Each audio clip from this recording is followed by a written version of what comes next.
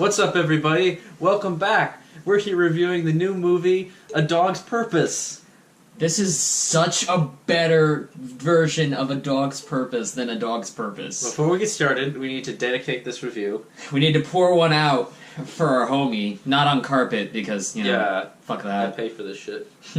So, we tried to go see this movie on Thursday, and we got in a car accident. Yes. It was me, him, and our buddy Steven. Steven went to the hospital. He's fine, but he's out of commission. He's gonna be out for a while. Yeah, so this is dedicated to him and Gizmo, who's a dog. Yes. Because we were gonna have Gizmo in the review because he's an actual dog, and we wanted to get his perspective. Oh yeah, we need to be respectful of his opinion on this movie. Yes. So we don't need to human-splain it to him. I Love Dogs is the new movie by Wes Anderson, who I heard the Screen Junkies described him as your barista's favorite filmmaker, which is like the most accurate thing I've ever heard in my life. Yeah. But we like Wes Anderson a lot. I do, at least. Stop motion, just like Fantastic Mr. Fox. Takes place in Japan. Yep. There's a lot of dogs. Dogs get shipped off to an island because... full of trash. Trash island. Unfortunately, no Danny DeVito here. There's this little boy that uses his plane and crash lands on the island, and he's looking for his dog. So he meets up with a one tag group of dogs to go and find. Yes. Yes. So it's Bryan Cranston, Edward Norton, Bob Balaban, Bill Murray, and Jeff Goldblum. His dog Spots is played by Liev Schreiber. And so they gotta find Spots. Yeah. At some points in this movie, it's as cute as, like, your regular boy and his dog movie. Yeah. Like, this can get as cute as Air Bud, but as horrifying as Schindler's List. Air Bud is pretty horrifying. Air Bud, like, makes the basketball team. So they had to cut a kid from that team. Imagine being that kid who got cut from the Air Bud team and then having to go home. And, like, I lost to a dog. Yeah, this is probably my favorite movie of the year so far. We're only like 4 months in. It's up there for me. I loved it. I loved it in the way that I love a lot of Wes Anderson movies, which is just like, even if you don't care about the story, which I did with this, I did care about the story, it's just beautiful to look at. Each individual character has a wonderful personality, and I feel like Wes Anderson was really writing to his actors' strengths with that. Corruption and people being marginalized and people serving as scapegoats. You can definitely look at it at that level, but at the same time, it also is just a wonderful boy and his dog story, and that stuff is simple yet so well done that it really just really moves you in a way. Yeah, there were kids in our audience, a couple of 7-year-olds, and you can tell that a lot of the adult jokes went over their heads, but they were invested in the story whenever they were talking about, like, oh, what happened to Spots? Is that Spots? Like, oh, look at the boy. And they were actually concerned for him. So, if you've got a kid somewhere between, like, 6 to 9, I think it's appropriate enough that you could take it to him. I would say, like... There are parts that get a little violent, but I think kids are pretty tough. I would say that a little bit older just because of just the attention span. They paid attention. I'd say, like you said, the boy and your dog story is simple enough that the kids will latch onto that and they'll carry on. It depends on your kid, obviously, but like if they can sit through a Pixar movie, they can sit through this. If I had to like have one main criticism, some of like the political stuff is a little less. It's a little on the nose in some points. But some of it I think is on purpose. That Wes Anderson is just doing it on purpose for almost like a comedic effect. But there is some points where it did, like, feel a little bit, Going into spoilers, if you don't want to know anything else except final thoughts, scores out of 6 stars, just scroll to the time code, otherwise we're gonna just jump right into it. I want to talk about the stop motion, specifically. It's an endangered art form, let's go with that, because it's not dead yet, but it's definitely something that if you don't really put the time and effort in to do it, just by the nature of what it is, you won't get it. I think it's one that, like, general stop-motion stuff is going to start not sort of existing as much anymore. But, like, when you have an auteur like Wes Anderson or have whoever else decides to make an animated movie, that it definitely fits more with that. Like, I think Edgar Wright might be working on a stop-motion movie. I could see that. You need somebody with a very specific mindset. And it makes sense with Wes Anderson because he's very particular in his choices. Yeah. All of his movies have a certain symmetry to them. I was taking a shit downstairs and I was reading Justin Chang's review, and he was talking about how stop motion is a form that for Wes Anderson, at least with Fantastic Mr. Fox, helps kind of like open up the visual medium of his brain. And it's a motion, it's an art form that needs a specific hand. I think all of his movies generally have a very specific world building. There's like a wide shot of a city, and there's like all the different houses and apartment complexes and stuff. Sweetheart, how many times have I told you, don't say and stuff? It feels kind of like a Studio Ghibli movie in that way, where it's much about the storyteller and not necessarily the story, because you can tell the story with Disney, DreamWorks, what have you, but it's that, I guess, breaking the fourth wall of knowing, of like seeing the craft on form. Like you can see whenever the dogs get into a fight, you can see the cotton balls coming out. That's what I was going to say. You can see the clay moving. What I was really impressed with was the visceralness to something. Like the action scenes are surprisingly like incredibly like well coordinated. Like the one of the early action sequences when the dogs are fighting, there's the robot dog and they're trying to rescue the boy. That scene was great, and like a lot of the action scenes are incredibly well done. And like I was almost like more invested in that because of how creatively it was done than like a big CGI fight like in a Marvel movie. Through each individual character, through the design and the color palettes and the voice work, a lot of times I'm like critical of like whenever you just throw a celebrity in like an animated movie because like kids don't give a fuck. But with this, like because you have these actors that we're aware of and that we know, it allows us to distinguish the characters, and they bring their personalities and their personas to these characters, and I felt like that worked. And I don't agree with that as much as you do, because there are some characters that kind of get lost in the fray. Like, there's a good chunk of the movie where it's Chief and then Rex. They're the two main personalities of the group, and then the rest of them kind of lump in with Rex. And I think that's just the way the story's written. That is how it's written, and I like that. I liked Edward Norton a lot. I love the part where they're on the zip car, whatever thing. Oh yeah, and they're like trying not to get incinerated. That was a lot of fun. I love the part where it's like it's visually they just get disconnected from the group. When Cranston's there with the boy, and then they're going over the plan, and they get separated. Like it's like okay, little gags are really cool like that, and. Like we were saying about the background, you got to be paying attention to this too. There's this weird fucking scene. It doesn't show you, like, this is the chef dinner. There's no establishing shot. All you see is the motherfucker grab a fish, put it on the table, like, chop its head off, and start preparing this dinner. And in the background, if you're looking at the top left corner, you can still see the fish as he's preparing it. Like, its mouth is still moving. Yeah, and it's one of those, like, dark touches that's like, oh my god! So, like, a lot of the subtle humor, like, I loved all of the English caption translations. When it's like there's a funeral scene that's like, the caption's like, sad funeral. It's like, that elevated... It reminded me of something I do in the HalfKocked videos. Like, there's sometimes when I'll just, like... If I want a really funny, like, silent comment, I'll put, like, in tiny captions in the background.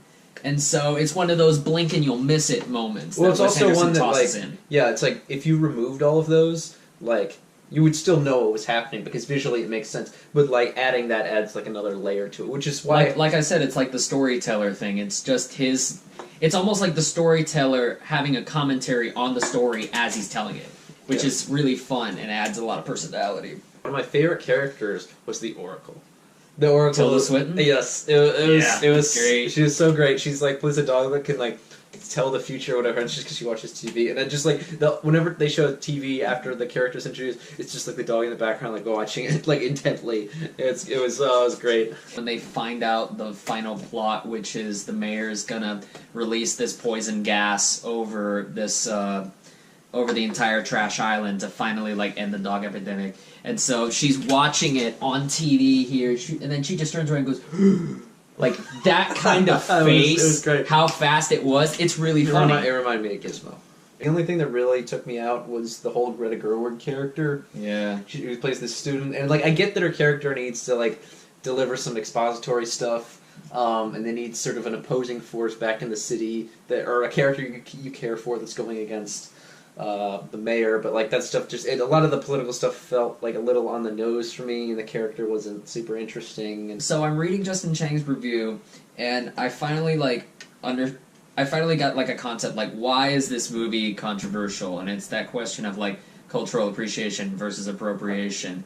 And so what it boils down to, at least in my mind, if you're making a movie set in a place about these people and their society, you should have the people in their society be more active. These kids are supposed to have all had the same kind of emotional reaction to this, and yet it takes like the white foreign American exchange student to go out there and get them mobilized. And even then, the only person that really does anything from that Japanese crowd for them is like the hacker kid, because he's the hacker kid, and that's what they do in the movie. See, I don't give a shit about any of that you said. You conservative colonizer, you. Wakanda forever, bitch.